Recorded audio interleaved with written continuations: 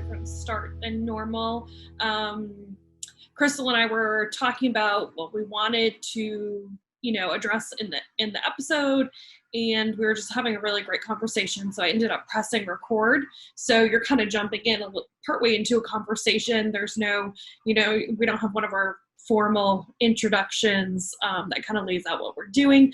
But in this episode, we're talking about your relationship with your dog, things that can damage it, how we can make them better, and why having a strong relationship with your dog is so important. So that's it. Here it goes. Because I find myself trying to explain, like, hey, your relationship with your dog needs to be better and stronger. But other than like checking off things like do X thing, do Y thing, like I'd like to unpack that a little bit more and explore like what that actually looks like. Sure. In a day-to-day way with your dogs. Yeah. For me, I have 4 dogs now, and I still make sure that each one of my dogs gets a little bit of one-on-one time with me without the other dogs around. Yep. And that might be just a few minutes in the morning. I feed everybody and put everybody back in their kennel except one. And so then one eats finishes breakfast and then gets to sit on the couch with me for a few minutes while I have my coffee, yep.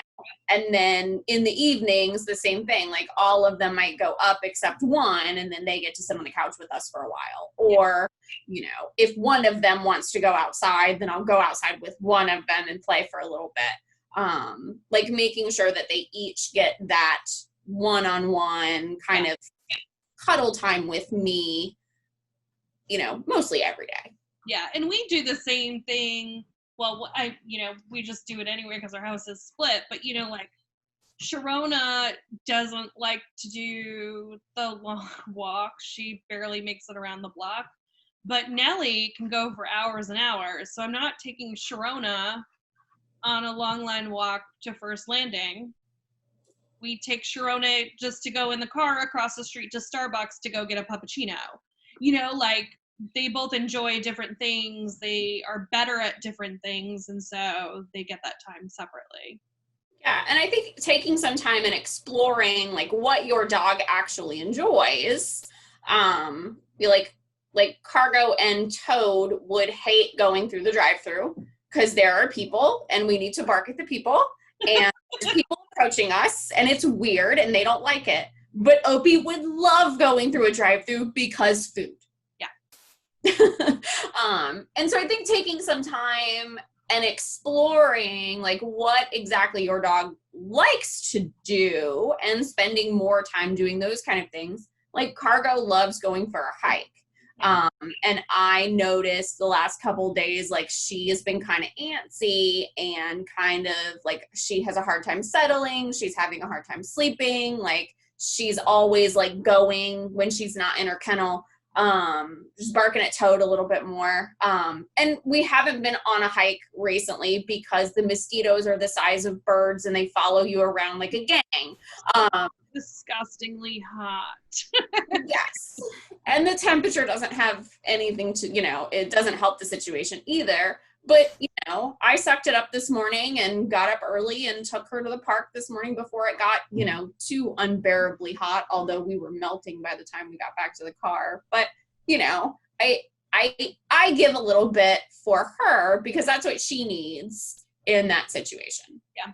Yeah, I did the same thing for Nellie last week because it was her gotcha day. And of course I did it a day late because I was too busy and I felt bad. So we went to First Landing and we did our walk, and then I let her go run through the swamp and chase the frogs because Nellie is a swamp dog. Yeah. And then we did the bath at Two Brothers, and then we picked up a cheeseburger, and she got to have kind of a half a day that was just her. And actually, another thing that we do with Nellie all the time is we take her out to breweries because she really likes it. She gets all the pets from everybody. She also gets to run around and pick up food scraps that anyone has dropped, her favorite thing. But yeah, that would be completely overwhelming for Sharona. So we don't talk with her. Yeah. And and adjusting your expectations on those kind of things also, you know, like I had to do the same thing with Pixie. Like she was supposed to be my sport dog, and she's got some dock diving titles, and she's got her rally title, novice title. And then I realized that she hated it. She hated training. She hated going places. She hated the competition environment. And so now she stays at home. Yeah. She's now a house dog. Yeah, I think that is a huge part. It's one that I guess I think about often, but not really in relationship to relationships.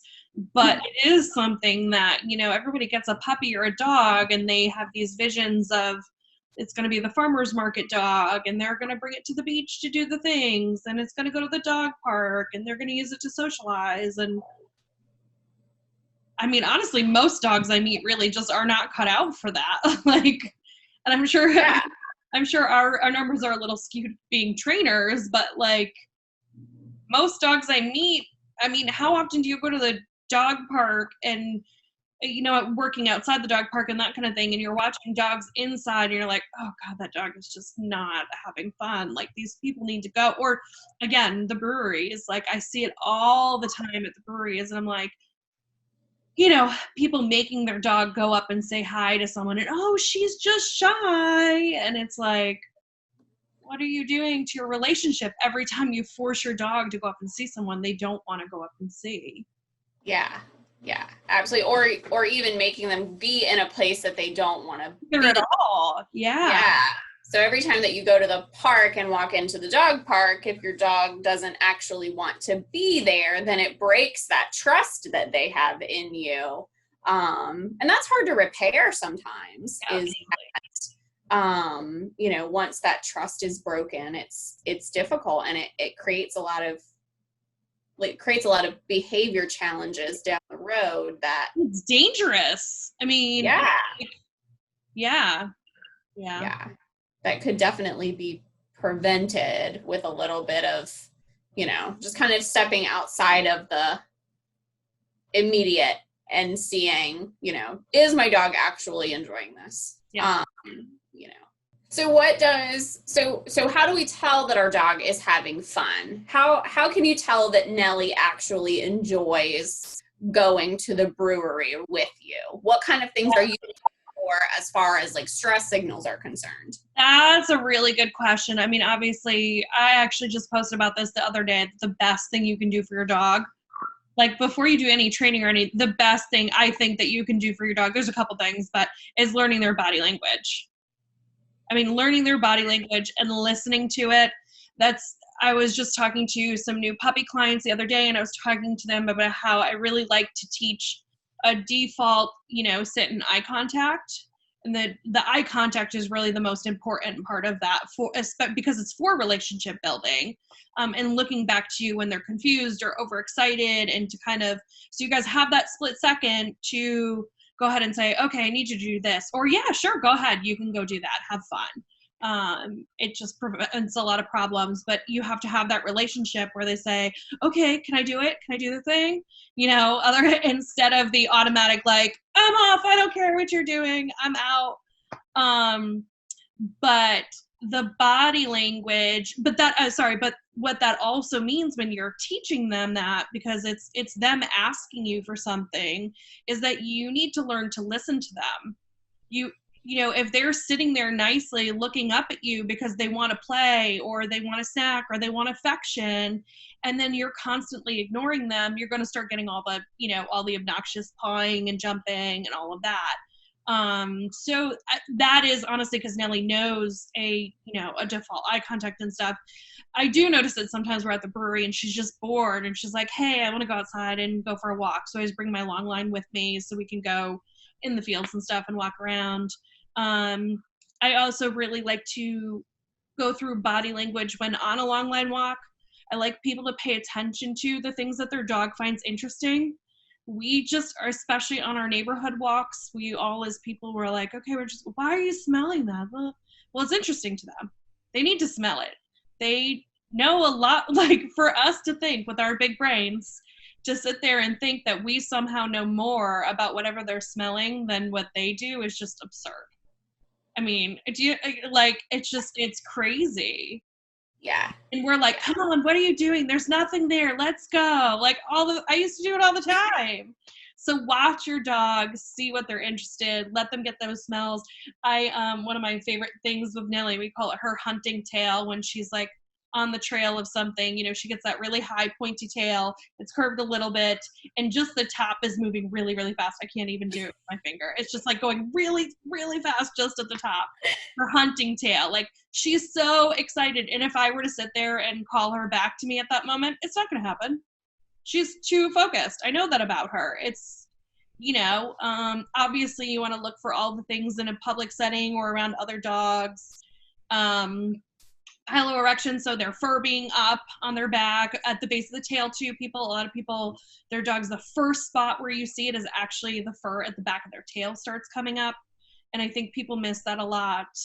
And these are, signs that they're on edge, they're nervous, lip licking, yawning. Another one I find people don't often realize is shaking. If your dog shakes off, but they're not wet, that's usually a sign that they've just kind of finished off with something stressful and they're literally like shaking it off. Lip licking, yawning, whale eye. If you're seeing a lot of the whites of their eyes, what am I missing?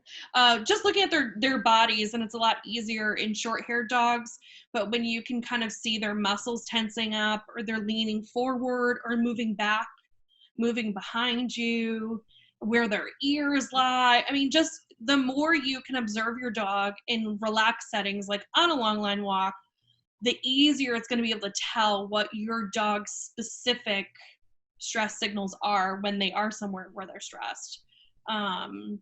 Because every dog is slightly different. I mean, how they hold their tail when they're normal, when they're just relaxed is different on every dog. So you have to look at their tail set, see what it is normally, and then look for differences when you're in an unusual place where you see someone new. That should be another myth we do sometime, that a wagging tail doesn't mean a happy dog. Yeah, we could do I think we could do a whole episode on just tails. And I know that's the thing with body language. I mean, you can go into all of these things extensively, and that's why it is easier to just say, like, watch your dog, watch how they view the world, how they smell everything, and pay attention to their body, because it's definitely not a one size fits all. And also go to doggydrawings.net.org. Yes, I think it's .net. I think it's .net, but we'll add a link to it. It's Lily Chin. She's an amazing artist, and her breakdowns for body language are my favorite I've ever seen. They just break down all different situations and what your dog might be trying to tell you and the things you should be looking for. They're easy to understand. They're little cartoons, so it's great for kids too. Yeah, absolutely. Yeah, all my clients get that in a handout. Yep. in their emails when they get started with us. So yeah, so important. So I'm sure I missed stuff, or if you want to move on, that was a pretty clever. But if there's anything major I missed. Yeah. Can you expand a little bit on Nellie specifically? Like, what kind of things do you see specifically with her that tell you that she is actually enjoying being at the brewery at on a particular day? I know that some days the brewery is going to be more fun than others. Absolutely. On those days that she's really enjoying herself, what do you see? What is Nellie doing? Yeah, so on the day she's really enjoying herself, she has more fun. There's some days where we take her off leash. If she's the only dog, I never do it if there's other dogs ever. She'll wander around to just kind of do her thing. She really likes to. I know she's having a great time. When she goes and tries to get, and when she's on a leash, she still does it as far as she can into the most main path where everyone enters and exits, and lays down on her back and rolls around, scratching her back on the ground like that. And it's absolutely ridiculous. She knows it's stinking adorable. She also does her and pouts, so all the people will come over to her. You can see it. It's a game she plays, because then she gets the pets. She is really, and she just likes to walk around and do her thing. People will be like, oh, can I pet her? And I say, yeah, she's great. Go ahead. I pay attention to make sure that there's nothing that's putting her off. Every once in a while, there's somebody who, for whatever reason, she's having a bad day, whatever. And then I say, she's not feeling great. Just, let her settle, whatever. But she usually like goes up, sees if they have food, and then she's like, yep, I'm out. I don't, whatever. Like, she just does her thing. But her body is calm. She's relaxed. Her tail is kind of a mid-level tail, so it just kind of sits there. It's not stiff. It's not straight. She has a little bit of curl to it. It's not up though. And she just has a nice loose body. She might sit there and trot a little bit, and it's definitely much different than her running. When she does that kind of happy trot, her legs go like further out. They're kind of like splayed out in front of her. Do you know what I mean? Do your dogs do that? Yeah. Yeah, all that stuff. The laying down and rolling around on her back is a big one, though. It's a big attention getter, and she knows it. Yeah, and it's very different. Another body language sign that gets often misinterpreted is when a dog shows their belly.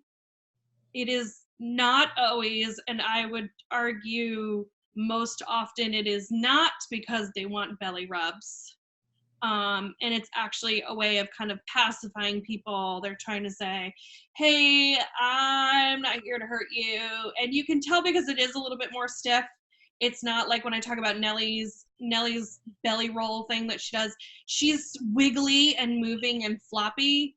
And when a dog shows their belly in that kind of like stressed out, trying to appease things and smooth over the situation, it is definitely more stiff. They might have their tail between their legs. That kind of, and that's where people get confused. They're like, oh, they want a belly rub. I don't know why their tail is in between their legs. They don't actually want the belly rub. That's what's happening. So I think that's a big one, that sign alone, if you can help nicely pull your dog out of a situation like that and get them some space, that's a huge way to earn points with your dog when you're talking about your relationship with them. Because that's, you think about it, with people, like, have you ever been somewhere, you go to a party or something with friends and you give your friend that eye look like, get me out of here, and they see you across the room and they come over and they're like, oh my gosh, can you come help me with this thing? I have this huge and like remove you. That is amazing. That's that's what friends are there for. So be that friend for your dog. You just have to learn those signals that they're giving you. Yeah, absolutely. Absolutely. And it's also, situation specific also. Like when I'm at a trial with Cargo, she doesn't want you to pet her. Yeah. Like, people ask me all the time, like, is she friendly? Absolutely, she's friendly. She wouldn't hurt anyone. But right now she does not want you to pet her because there's a pool. Yeah. She has a toy and there's a pool, and that's the only thing she's thinking about right now. So in those situations, I'm not going to be like, Cargo, go say hello to this person. She'll look at me like I have 6 heads and tell me flat out no. Or she would go over to the person and be like, are you letting me in the pool? Or not? Cool, I'm going to go to the pool. Nellie does at the brewery. She does that drive-by to see if you've got food, and then you don't. Okay, cool, I'm not interested. But you have a toddler with you? Toddlers always have food. She knows this. She loves toddlers. She loves them because they're always prepping food for her. Yes. But yeah. Little kids are sticky. Yeah. Oh yeah. They usually have the good stuff too. The little goldfish crackers and some puffs. She's a big fan of puffs. All those things. Yeah, I've used those in dog training sometimes. Yeah. So when you have Nellie in these situations, like you might be socializing with your friends, but half of your brain is still on your dog. More than half, for sure. People probably think I'm nuts.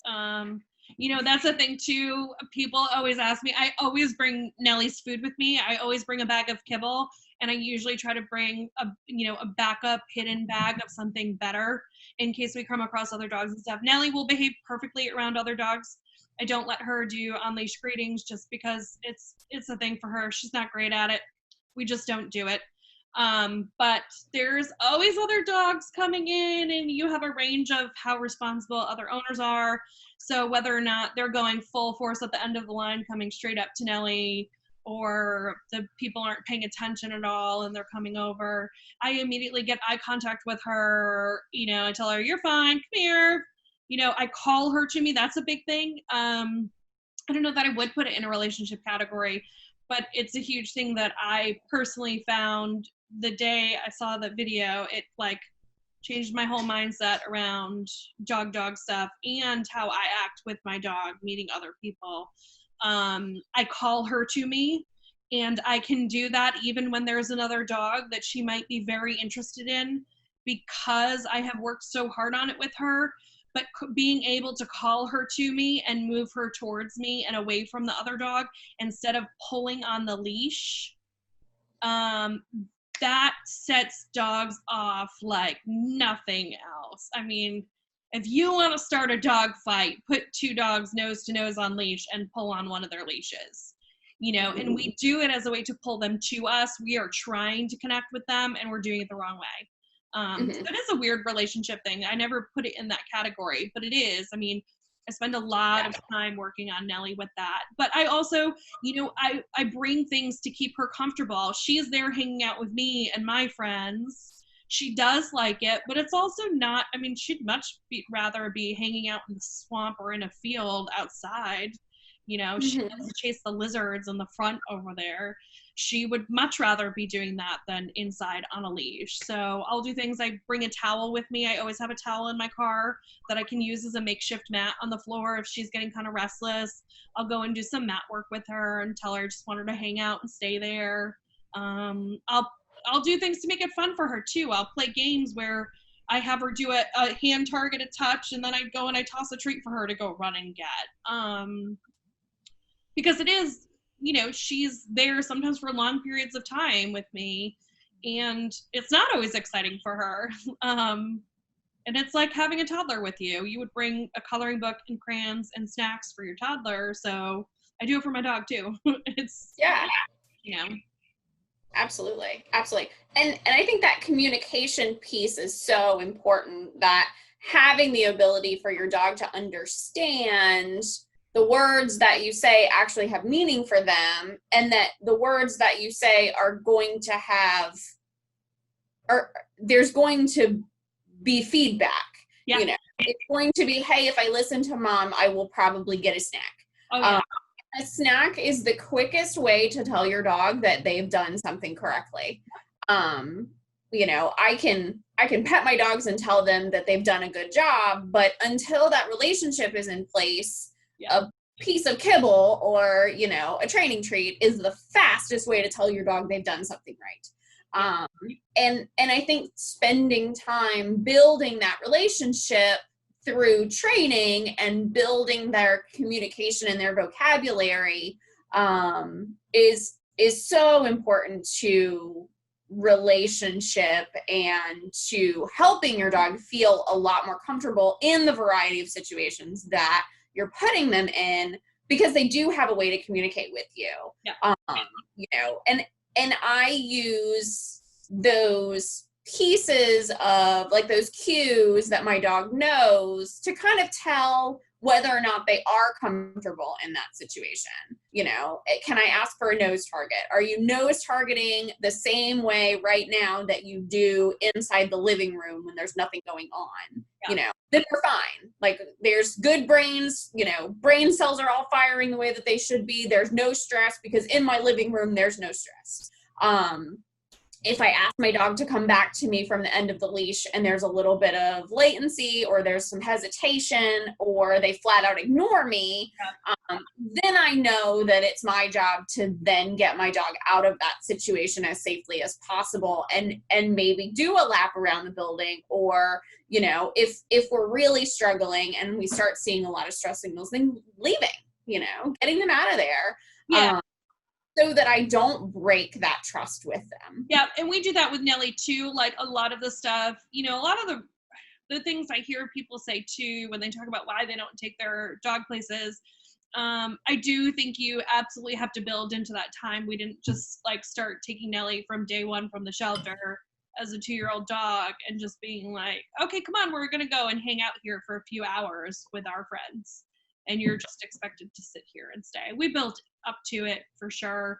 And as our relationship got better, it's easier for me to know what she needs too. You know, like one of the dumb things, I don't have to worry about Nellie like having an accident on the floor there, because I know Nellie will come and tell me if she has to go to the bathroom.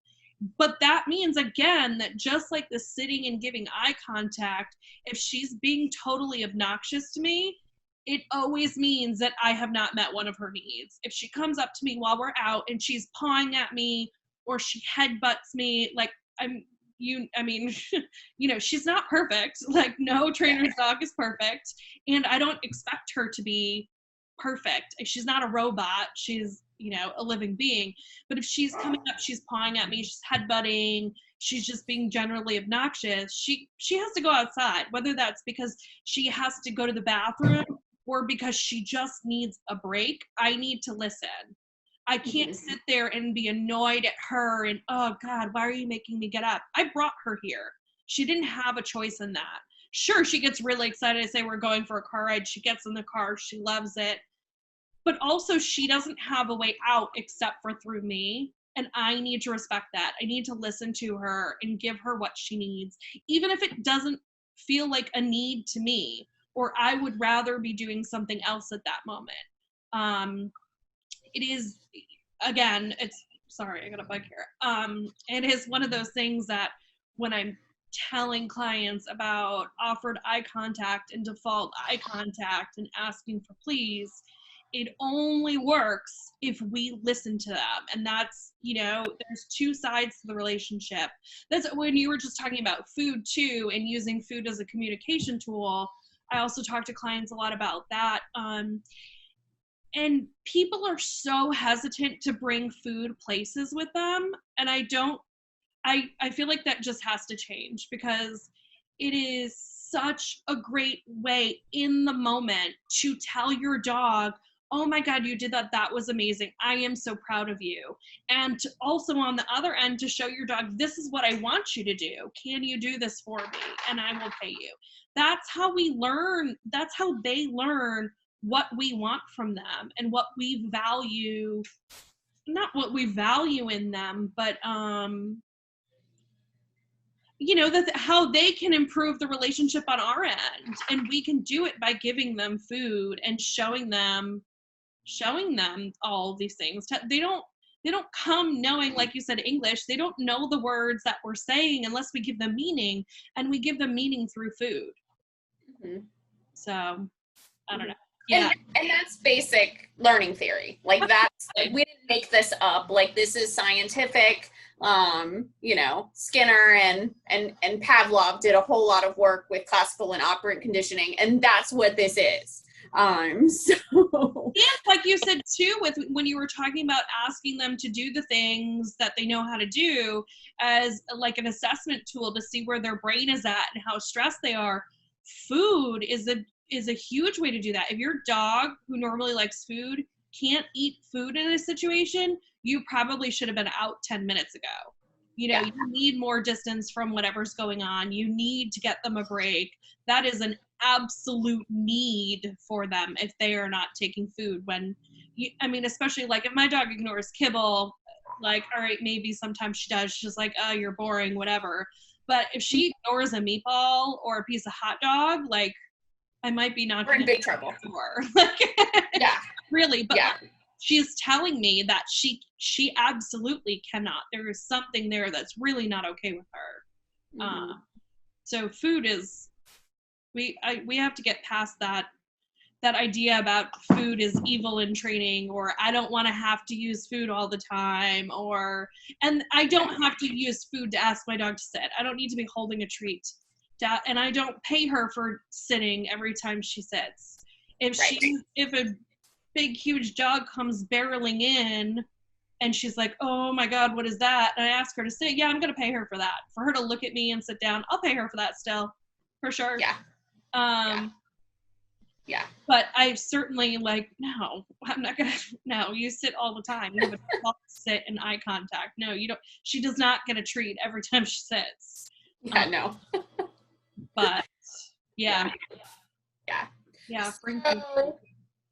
So we've talked a little bit about body language, and we've talked a little bit about choosing the activities that your dog enjoys. One of the things that we really harp on with our clients is enrichment. So let's explore a little bit about choosing sort of enrichment that is going to play into the things that your dog enjoys. Yep. So my dogs all enjoy shredding things. I have a terrier and a bunch of herding breeds. They like to bite things and shred them. And so we do a lot of cardboard boxes. We do a lot of like packing paper. We do a lot of that kind of stuff because that plays into one of their needs to bite things. So, you know, Kongs and lick mats and, you know, that kind of stuff is great starting place as far as like enrichment and stuff like that goes. But really like taking some time to figure out the things that your dog really enjoys and making sure that they have access to that on a regular basis. Now, I'm not saying leave cardboard boxes out in your living room 24 hours of the day to let your dog shred them whenever. But we do, I mean, we probably shred a box once a week, you know. Yeah. I get Amazon packages pretty regularly, so I got lots of boxes to shred. But, you know, like if I plan them into the day, like I will, like if I finish the box of noodles while I'm eating and Cargo's laying in the kitchen, then I might, instead of putting the box in the recycling bin, I may give it to her to shred before I go pick up all the little bits and put them in the recycling bin. And that takes zero effort in my day. Like it's going into the recycle bin anyway. Let me just give it to the dog real quick. Dog is ecstatic. Dog is no longer in the kitchen. Dog has a great time for 5 minutes. I have to pick up a box, which takes me like 30 seconds. Yep. It's not a big deal. But playing into those kind of things really will strengthen the relationship with your dog also. And if you come across some enrichment that your dog is really struggling with, like when we brought Toad home, he couldn't do any of the things. He had no idea what peanut butter was. He did not know what a Kong was. You know, licking things off of a thing was difficult. Yeah.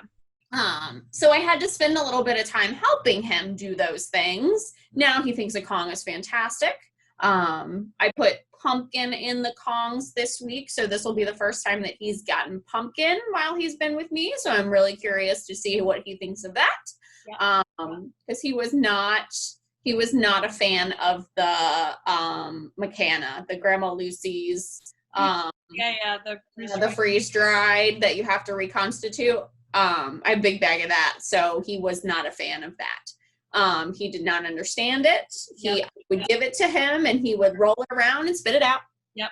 And he was like, I don't understand. So it took a little bit of time to like help him figure all of that stuff out. But in doing that, it strengthened our relationship. It was like, hey, I'm giving you this really awesome thing that you don't quite understand yet. But instead of just going, you don't understand this, I'm going to put it away because you don't understand it, I'm going to help you. Yeah. I'm going to say, hey, get that. Hey, can you bite it? Oh, you bit it. That was a good boy. And so then he started throwing it around like a goofball and food fell out. And he was like, what the crap? Yeah. There's this thing? And so then we were on from there. And so those kind of moments with your dog is also really, really important. Yeah, and I think too, sometimes it helps to, obviously dogs are not kids and kids are not dogs. But there are a lot of comparisons to be made that are legitimate comparisons. You know, and think about it like anytime you, especially as a kid, when you were struggling with doing something and you know, someone was able to come over and help you think through it yourself and get through it, not just tell you the answers, not sit there and be like, nope, you're wrong, you didn't do it, or just flat out walk away, but someone who's actually there to help you think through the process and get it done, you're likely to have a much better opinion of them and relationship with them than, the person who just tells you when you're wrong or just gives you the correct answer and you don't learn anything. Yeah, there's a lot of parallels with kids for sure, and just general. Yeah. I mean, think of a boss like that, someone who just sits there and tells you when you're wrong or gives you a hard problem so that you will be wrong and then tells you you're wrong. That's frustrating. It's not a good relationship. It's not productive. And it's not productive with your dog either. It's not productive to set them up to fail. And in the relationship building too, just like with, doing the long line walks and everything, just observing your dog is so important. And I just find it so entertaining, so interesting. I think it makes me love my dogs more when I watch them, because it's so cool to see how, you're talking about enrichment, how every dog solves things differently. We've talked about this before. Some dogs will go at a puzzle one way with, maybe pretty paw heavy. Others will just go and shove their whole snout in. They all have different, and others will gingerly just kind of, eye it from the side. That, like, watching that and learning about your dog, you can learn so much watching them. You can see what things are easy for them, how they're most likely to solve a problem, which really helps in training. I mean, if if you're trying to get your dog to do a more involved task, to do something, and you notice that they really don't like to use their nose, you might build up to a nose target, or you might just go with a straight paw target or something. I think there's just so much that we can learn from our dogs, and it's not fair for us to always expect everything of them. That we really need to put in the effort to actually learn what's going on with them. And at the end of the day, like, we choose to bring dogs into our lives. Dogs are not a requirement. Dogs are a luxury. And, I don't think anyone, definitely not anyone that's watching these videos, gets a dog for malicious intent. Don't get a dog so that we could stick it in a kennel and ignore it. We get a dog so that it can be part of the family, so that it can be, a companion to us. And we want that relationship. It's just like when you meet a friend, or when you meet somebody that you're, hey, you're pretty cool, I think I want to keep you around. You put the effort in to learn things about them so that they want to hang out with you. So that, they want to invite you to things. And I feel like we miss that with our dogs. We just choose a dog and we bring it home, and all of a sudden they should love us because we feed them. And I mean, the fast food workers in the drive-thrus, they feed me, but I'm rather indifferent to them. I don't have a relationship with the person at the, at the Chick-fil-A. They're nice people and I wish them no harm, but I'm not particularly attached to them. Yeah. And I feel like we miss that a little bit with our dogs. We expect them to all of a sudden connect with us without us putting in any of the effort to build that connection. And again, it's just like any relationship you have. I mean, think about it again in the boss scenario. Like, if you have a boss who's just constantly like, you do this, I need you to do this, in a stern voice. That's the other thing people always with their dogs are like, sit, so-and-so, do this, Fluffy. Like, because we want them to respect us and blah, blah, blah. If you had a boss who's like, he used their most matter-of-fact stern voice all the time and was demanding and, just ordered you to do things all the time, and then on top of it, you also had to like track them down and beg them to give you your paycheck when it was time, like, that's not a good relationship. That's not you know, a give and take relationship. That is an all take relationship, and no one wants that. Your dog doesn't either. Yeah. You know, of course your dog is blowing you off. Like, what have you done for your dog? Aside from, obviously, you know, put a roof over the head and feed them and stuff. But, you know, like, they need more than that. They're living, thinking beings. They need more than that. They need more than just food and shelter. Mm-hmm. Those are the bare minimums. Yeah. Those are the starting point. We have to build from there. Yes. Yeah.